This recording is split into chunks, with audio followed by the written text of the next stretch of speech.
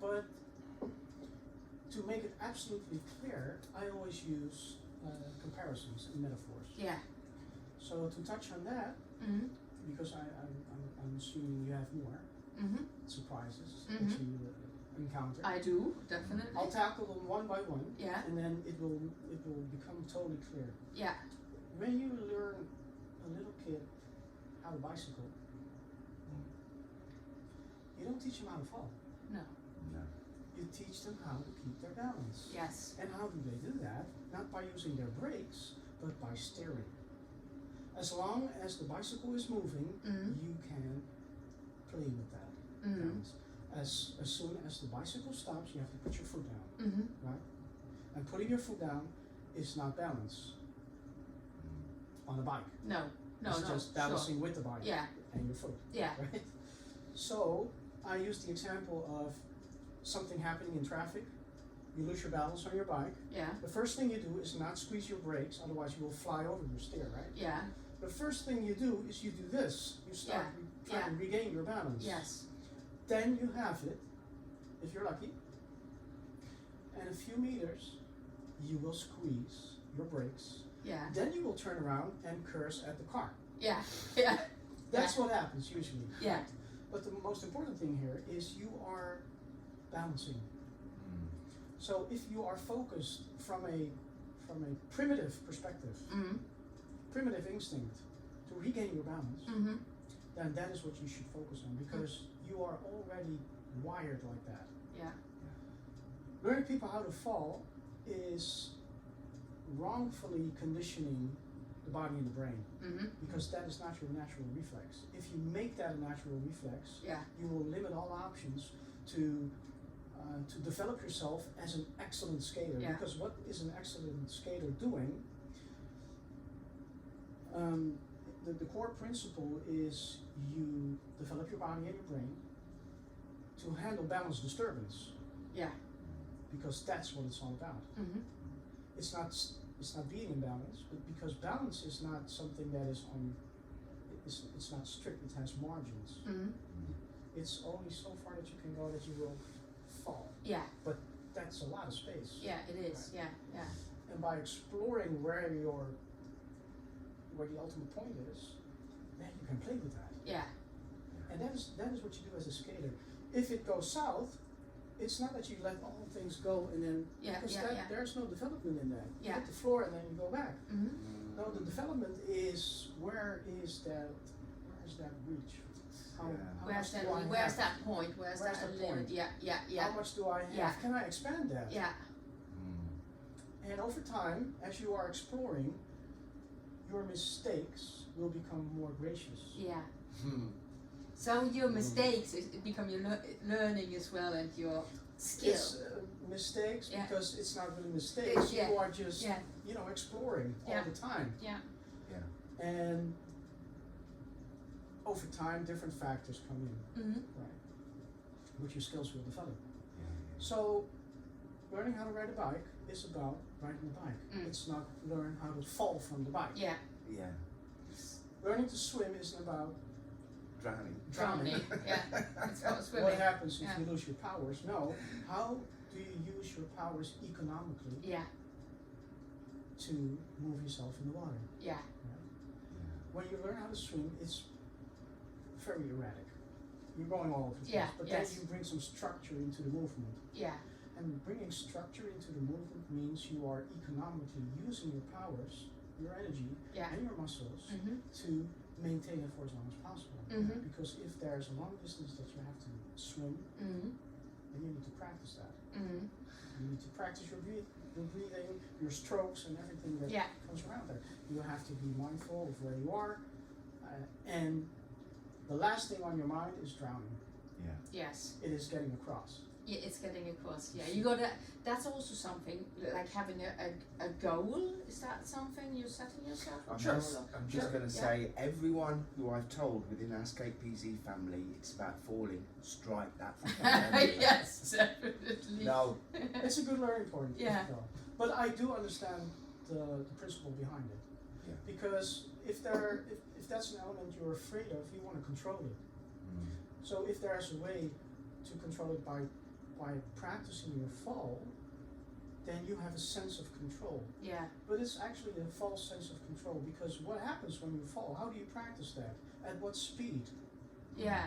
Well, you're not really What is the fall falling going to anymore look- because you control it. So you're not really in the state of falling anymore. It's under your control then, isn't it? So that is Yeah.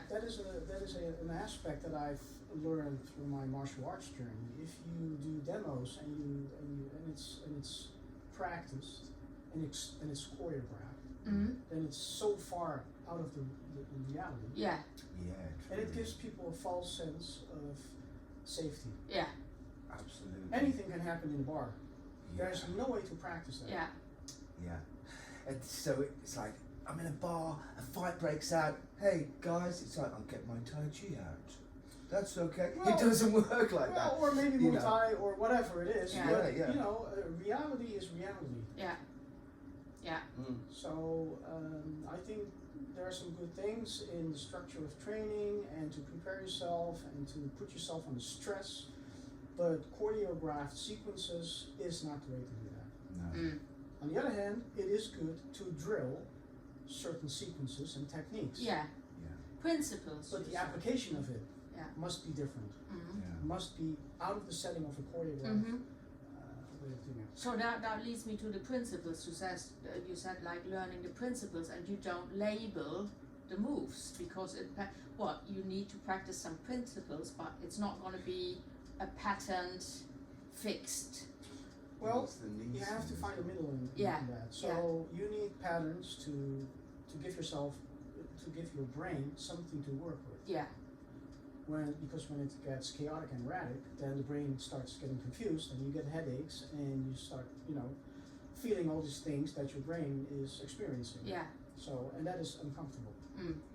and that limits the effectiveness of your training Yeah. and your skating time. Yeah.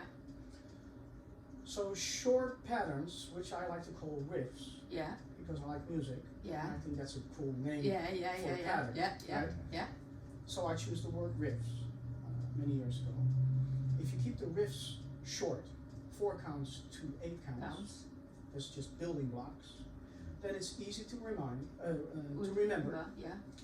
It's easy to structure them. Yeah. If there's something illogical about it, then you can, Yeah. take it out Yeah. and replace it with something else that is more suitable to your situation Yeah. or to the goals you have. So Yeah. short patterns. Don't get stuck in them. Yeah. Already work on variations. So take those short patterns, work on variations rather than maybe sometimes you do very long choreographies when you go in it. And Insane. Yeah. I understand from a performance perspective and entertainment perspective, you want to build a set to keep people entertained. But in terms of practice and effective training, long sequences are totally ineffective. Okay. It takes a long time for people to learn. Yeah. It gets them frustrated. Yeah. The body doesn't really respond well to it, Yeah. because if you have a sequence of maybe 12 times 8 counts, by the time you're with the 12th count and you're Yeah. back to the very first one, Yeah. there's a whole space of time Yeah. in between that. Yeah. Yeah, You for see? sure. That's I not really get effective. Yeah. that. Short patterns. That's why I sort of like I really like that, like short, because anyway I'm not great at I'm more free flow. I'm not Right. great at like remembering. And Yeah. it's a stepping stone to free flow Yeah. if you add in variations, Yeah. because your mind is not restricted Yeah. to that one form. Yeah. Variation can also mean different tempos. Yeah. You that don't was have like, to change the sequence. Yeah. You can also change the tempo. Yeah, that was Yeah. great revelation. Just like have different counts. Yeah. Yeah, but that's definitely something I'm Building in freezes Yeah. and pauses Yeah. is in essence also varying in tempo. But it has also another benefit. If you build in freezes, you have to control your body. It's not about, because flowing and continuing is good, but if you can break off a movement, that has also some interesting training effects, Yeah. because your you are concentrating and mindful of where your body is, where your arms are. You don't want to go, so you need a technique to restrain yourself and then change direction. That's a real life situation. You are skating and there's a truck coming. Out of nowhere. You have to react to that if you're a street skater. What about the knees thing? Was it significant? I was like wanting to go back because also what people learn in the beginning is like to bend your knees. So and that's very bad advice. Very bad advice. And people are really being hurt by that. And by following those advices and instructions, you set people up for a lifelong injury. Yeah, you corrected for me, like my knee pain basically comes from like, what do you lean better forward leaning than backward leaning because you don't want to fall backward, bend your knees, so it causes that strain and stress on my knee. And it's also, you're a physiotherapist, you said as well. It works both up and downstream. And the knees take the biggest part. So to me that's insane, advice like that. It doesn't. I don't understand where it comes from. It's not a safety aspect. If people try to explain to me, then you are lower, closer to the ground. So the impact will be. That's focusing on falling. It is, isn't it? Yeah. It's not focusing on standing up straight and developing your techniques as a skater, which is about upright skating and continuing your flow. I mean, one of the things that you did a few days ago when we were in that workshop, and and I've got this thing. The one thing I've managed to erase is the falling thing. I've managed to erase that from my mind. But the other thing I've managed to erase is this bent knee, which takes up a lot of muscle. And all you did was standing on your skates, breathe up, and relax your body. Wow, I found a different place. I found a different upright place. I'm not conscious of bending my knees. I'm conscious of softening, but relaxing. Actually integrating it in every part of your body, your cell, that takes some time. Because you are already conditioned. Right? So understanding what the differences are and what is better for you and what could be could have negative effects in the long term, that is something you can understand within 5 minutes, because I can make you feel the difference. And I see people leaning forward, I align them back straight up. It has an effect, an immediate effect. It opens up the lungs, it opens up your soul. Right? You can understand and feel that within 5 minutes, but if you are conditioned in a certain way, it takes time to do that all the time, every time, wherever you are, no matter the circumstances. I've had a lot of learning from that, definitely. The other lovely thing as well, sorry to interrupt, was, which I'm really plugged into now, is, and the way I'm describing it to myself, is keep my hands on the table or above the table. So when I'm skating, I'll keep my hands on the table, not down here or down here, and so the relaxed position, keep my hands here, and actually as it's like the puppet, my hands are starting to go a little bit more where my legs are going, where my toes are going, and it opens up opens up my lungs, it helps my posture. Keeping my hands up here, so when I'm skating, those little bits of advice and nuggets from a roller skating perspective.